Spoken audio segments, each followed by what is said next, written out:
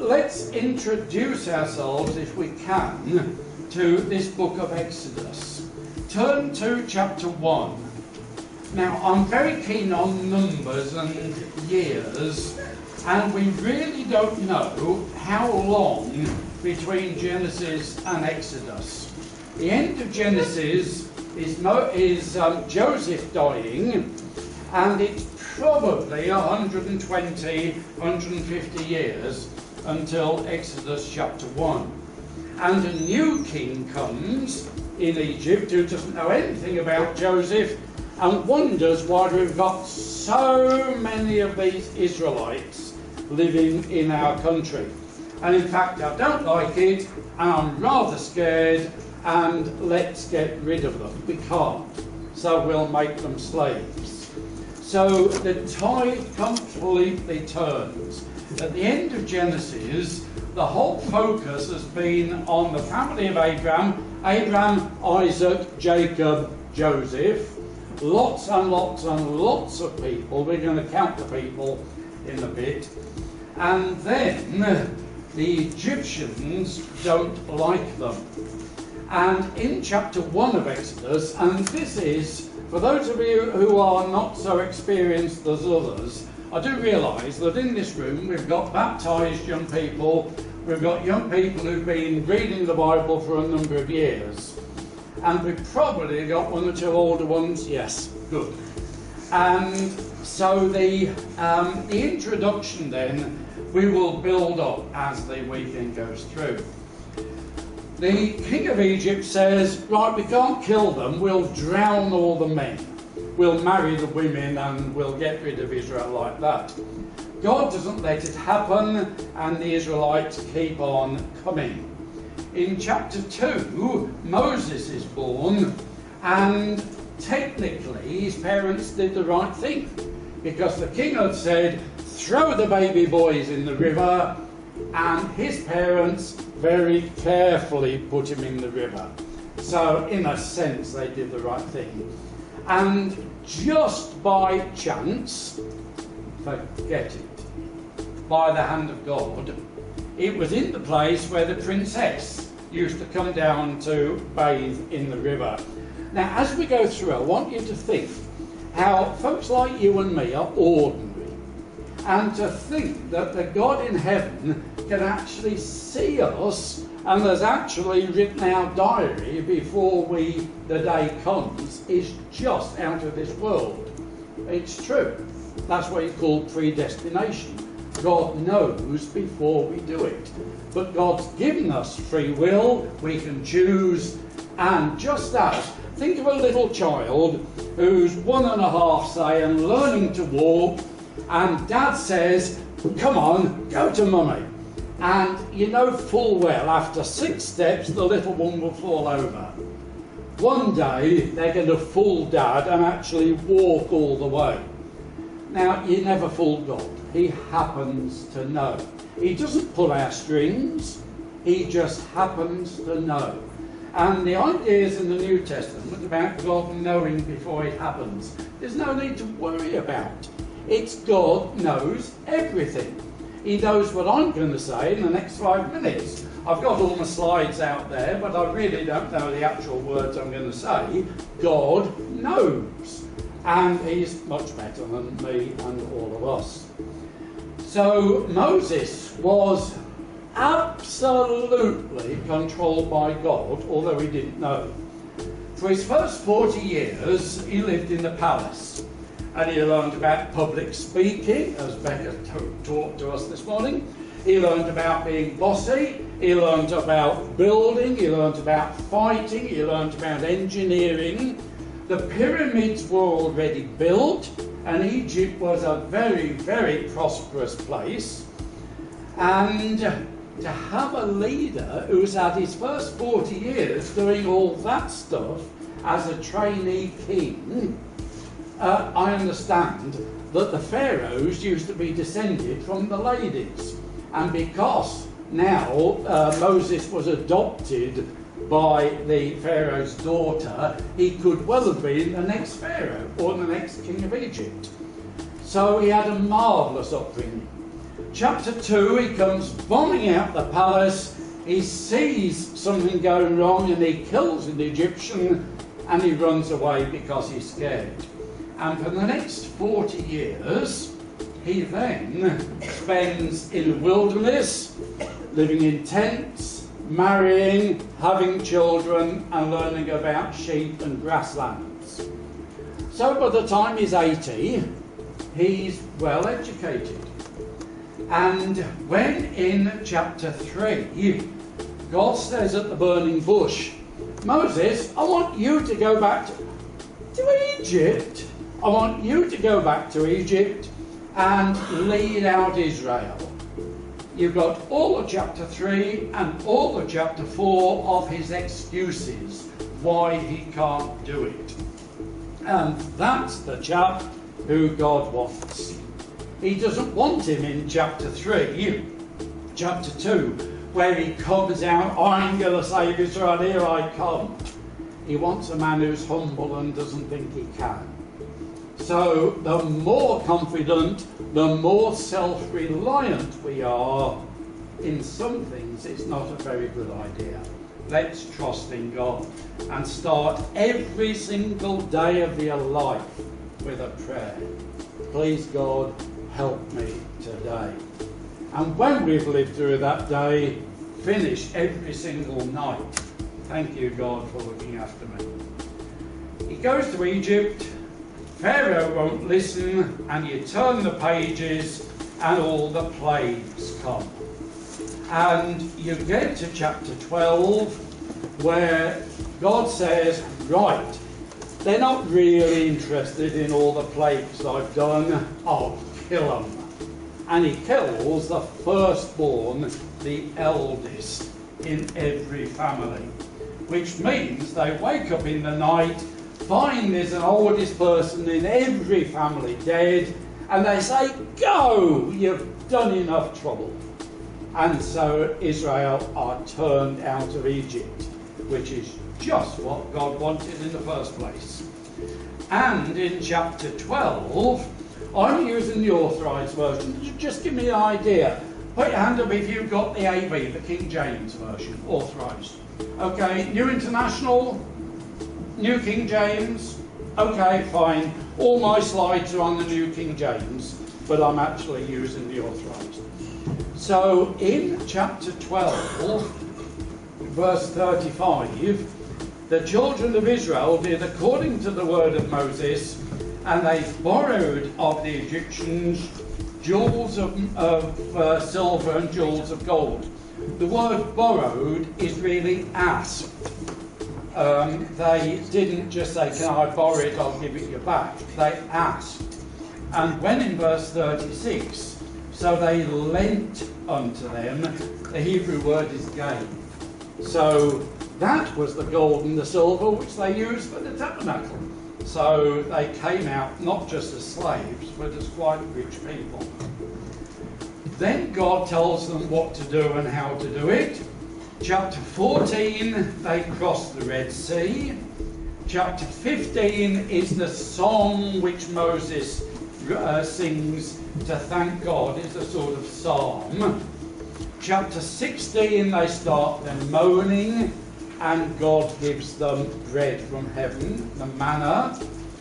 Chapter 17, the Amalekites come, and this is their first battle, where Moses holds his hands up like Jesus on the cross, and Israel wins the battle. And chapter 19 is where we're going to start, when God now reveals himself, comes down on the top of Sinai. Right, the idea of shadows, coming out of a road in Worcester the other day, there's a fence in somebody's garden, and I came up to the main road, and I just could not see if any traffic was coming.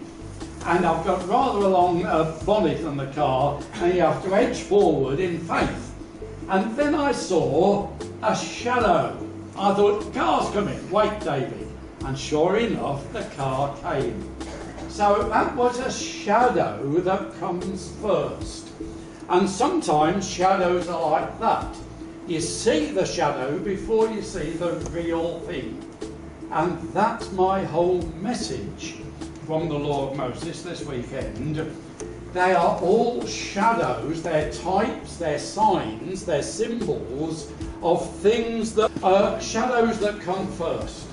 And so in Exodus chapter 19, the revelation, the vision God gives to Israel. So there's one which rather appealed to me, of a shadow. I mean, it's not in England, obviously, and you don't actually see the real car. And I'm learning about internet and computers, never told to learn, and whenever I put the word shadow in, tell me why that sort of picture came up, the top right picture. Yes, it's a what? But it's more than a shadow of a car. Yes, it's a Rolls Royce called a Silver Shadow.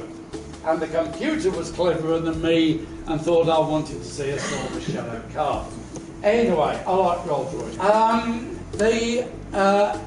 The dates.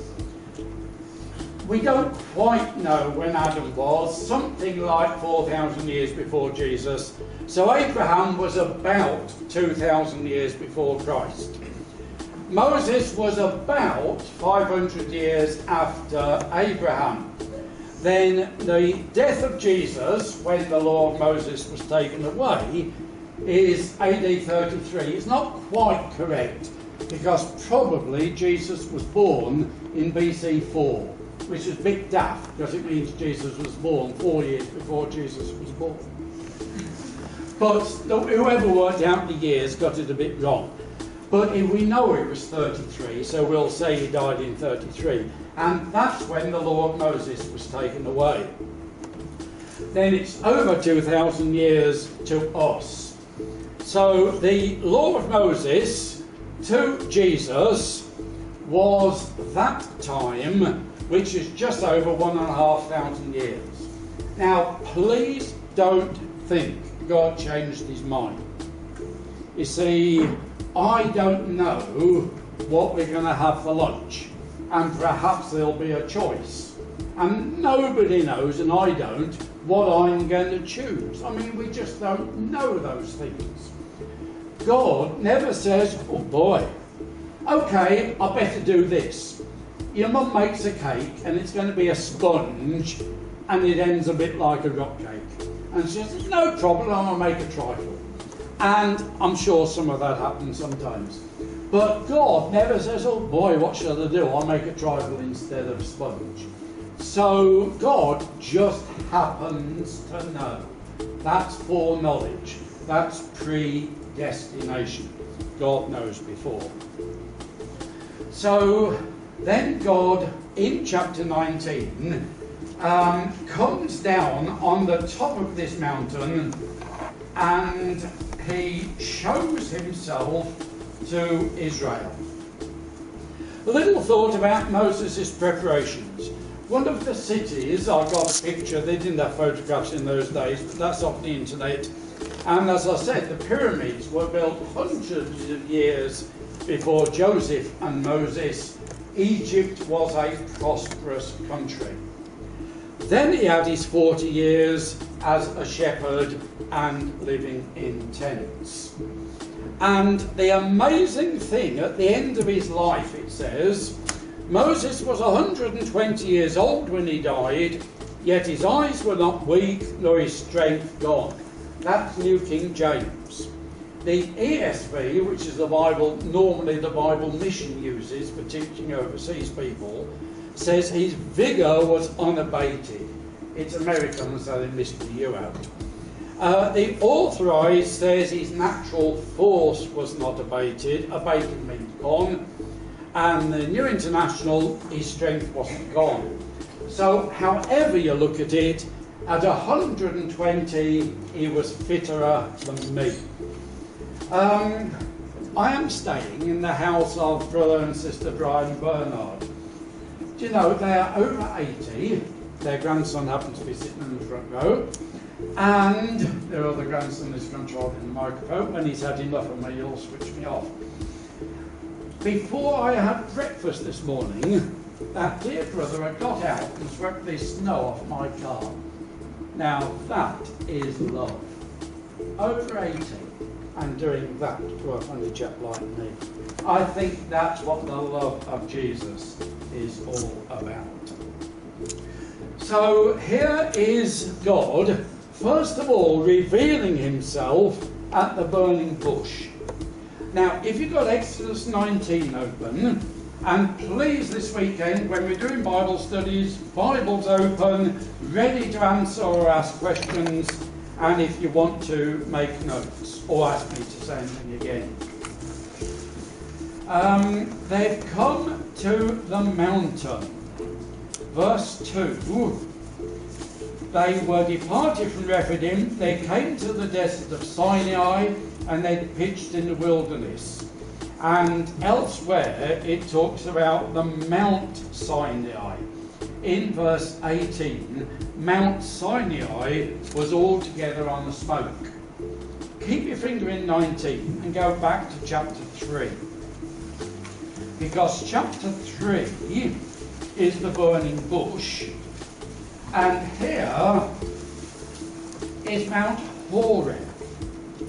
My friends, in verse 1, they came to the mountain of God, even to Horeb. That is exactly the same as Sinai. They're possibly two different peaks in the same range, but they are the same place. And Moses is now a shepherd in chapter 3, looking after his flock. He sees the burning bush.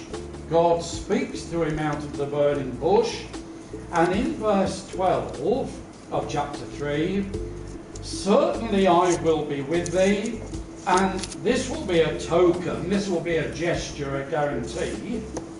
When thou hast brought forth the people out of Egypt, you shall serve God upon this mountain. It's the same mountain as chapter 19. So, here in the first few verses of chapter 3, God speaks out of a fire. There's a verse in Hebrews says our God is a consuming fire. So it's not surprising God's first revelation to Moses should be through fire.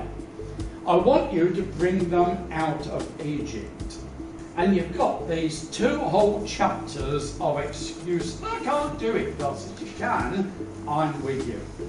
So Moses as the leader, he'd be well used to Pharaoh's court.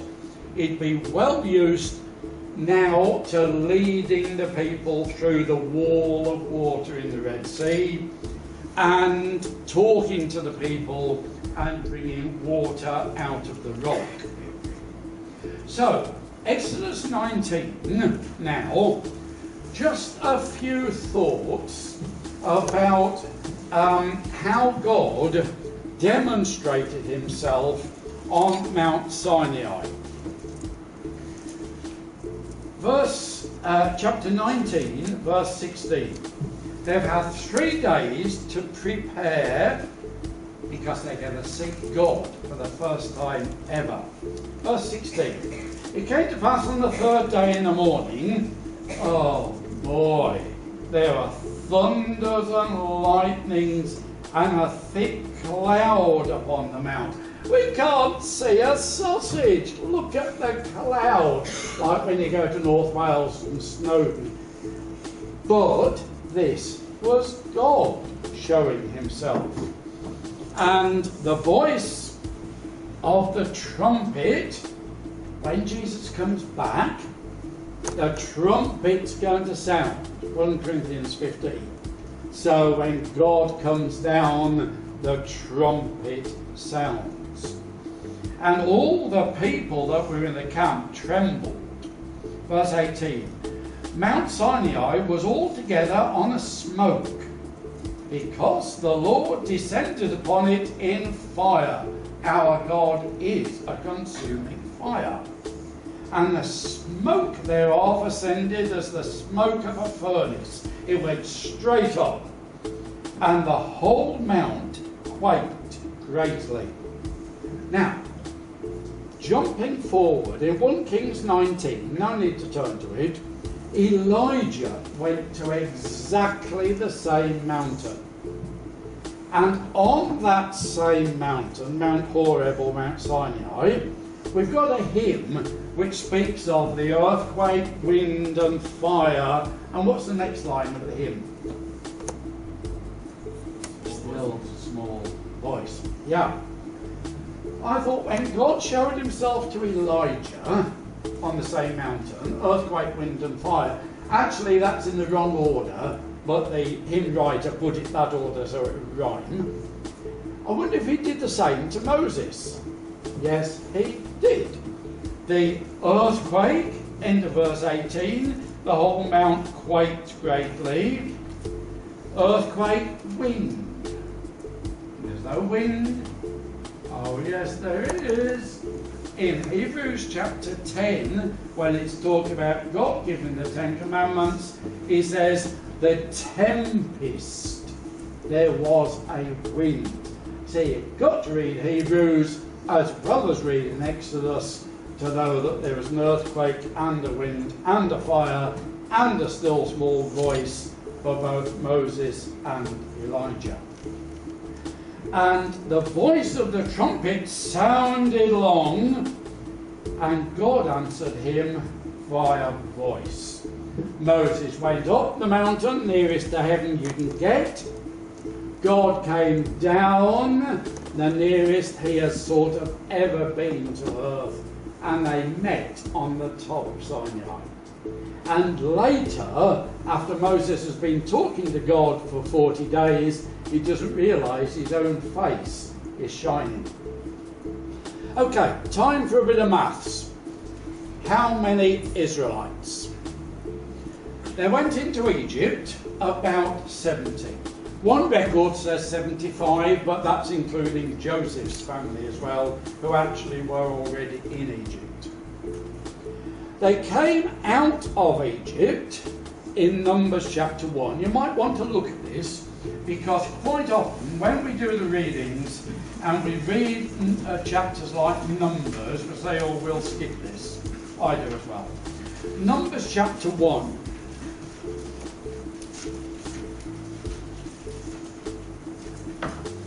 Right, Numbers chapter 1, verse 46. Even all that were numbered was 600,000 and 3,000, so 603,550, plus the Levites. And the Levites were going to be priests, and they weren't counted in with the rest. So it was at least 603,000. That was males over 20. Usually for every male over 20, there's a woman, couple of kids, couple of grandparents, aunt or two. You could easily multiply that number by quite a lot. But hold that in your head. When they went into the promised land, in Numbers, keep your finger in Numbers 1, come to Numbers chapter 26. People often say that the numbers in the Bible are exaggerated. And in fact, somebody wrote a book to say how you can't trust the numbers in the Bible. There are thousands more than there really were. To be absolute honest, that's tosh. That's rubbish. Because you wouldn't have 603,550 if it was rounded up to the nearest thousand. Numbers chapter 26, verse 51. This is at the end of the wilderness, the end of the 40 years. These were numbered of the children of Israel, 601,730. You know, that's virtually the same number, isn't it? And what had happened between those two events? Numbers chapter 1 coming out of Egypt, Numbers chapter 26 going into the promised land. What had happened? Yes? The snakes.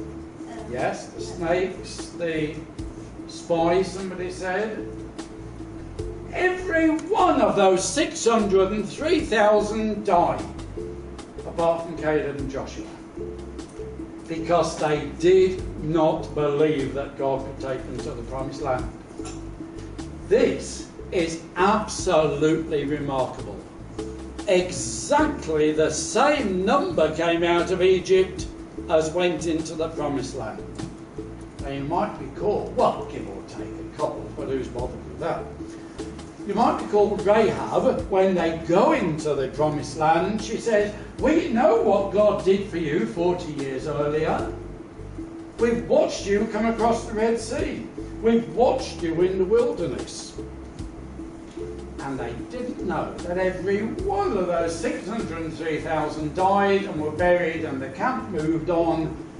If you're interested in maths and you're bored with what I'm saying, work out how many funerals on average there were each day. Because they were 40 years and 603,000 plus wives and children died. So there was a lot of funerals each day. Anyway, we're going to talk about maths. If they come out of Egypt to 603,000, you can easily multiply that number by 4. As I said, there's grandparents, parents, women folk. 603,000 is the number of soldiers, males over 20. So you can easily multiply that number by 4. And when you multiply by 4, just in time, thank you so much, you get just about 2.5 million. And that is an awful lot of people. Yeah. So, when they went into the promised land, there was 601,000. Multiply it by 4 for wives, children, grandparents, and you get, this is out of Egypt, now into the promised land, 2,400,000, which is virtually 2.5 million people. So, 2.5 million people. And they didn't have microphones in those days. So, it was, of course, the air wasn't polluted, and it was, when you go camping and you're in a field, you can hear what folks are saying in the next tent quite easily. So, remember that when you're camping. There's the mountain.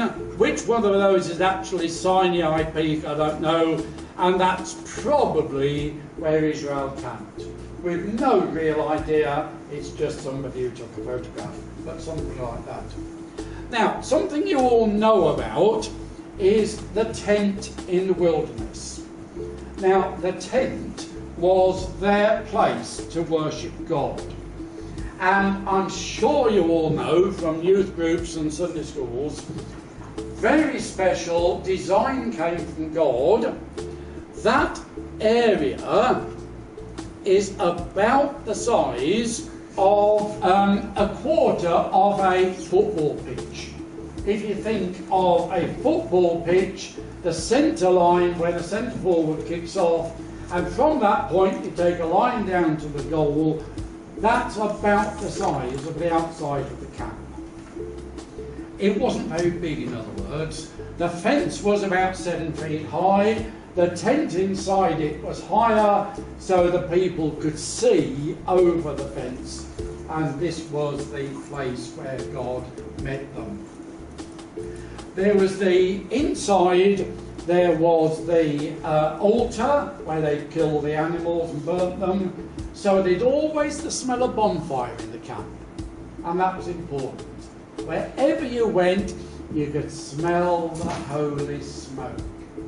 And it was to remind you that our God is a consuming fire.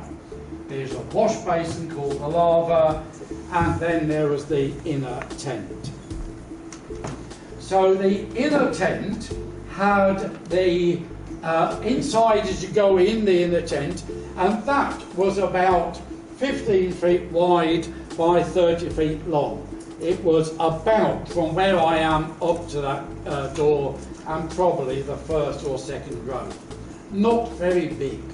And that was called the holy place. On the left there was a candlestick, all of gold, 7 branches to signify the light of God.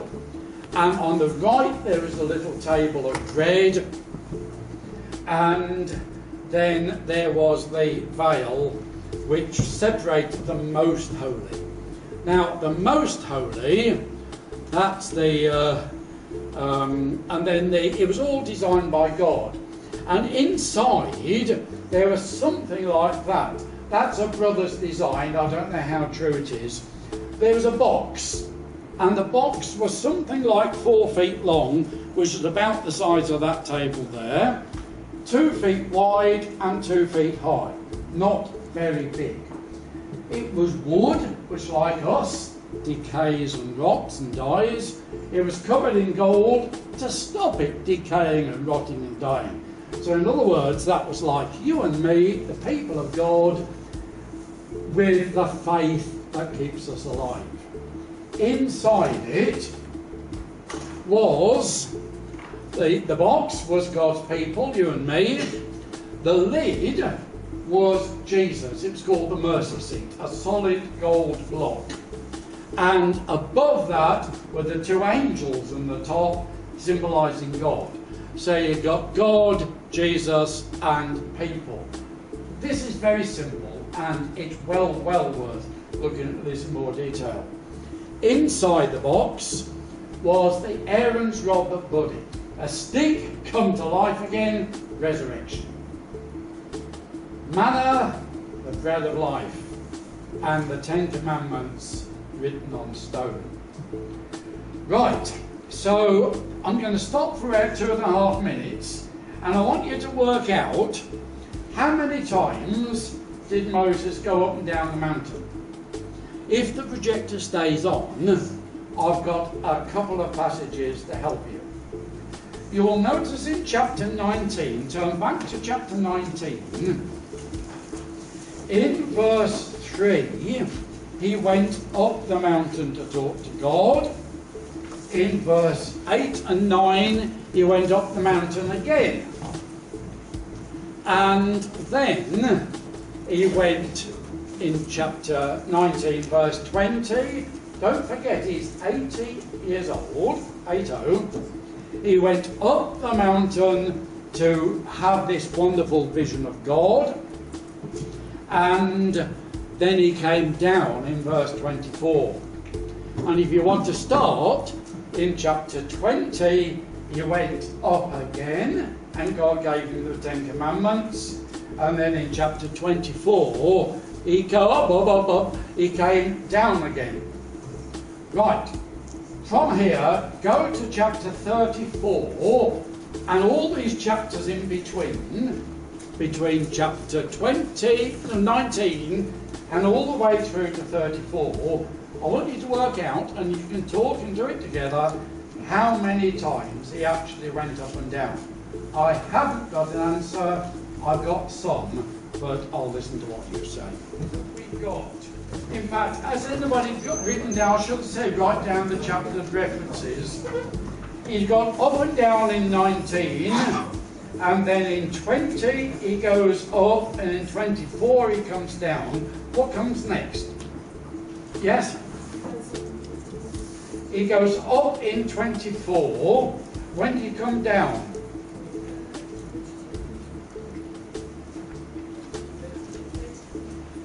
Okay. What's the total? Who's got the biggest number? Any advance on? 10. I haven't got 10. 6. 7. Any advance on 7? 7. Going 7. 8. Going at 8. 8. Do I see 9? 9. 12. You're making it up. Anyway, totally brilliant. He comes down with the blocks of stone.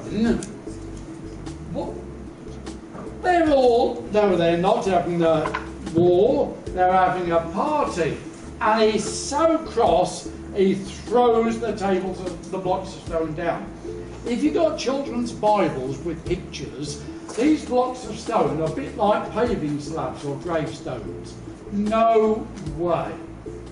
Because he carries these up and down the mountain, they've got to be about A4 size maximum. They wouldn't be any bigger than A4. So anyway, God says, Moses, would you make some more, please, and bring them up? So he makes some more and carries them up, and then God writes on them again. The old people, a wonderful type or a shadow.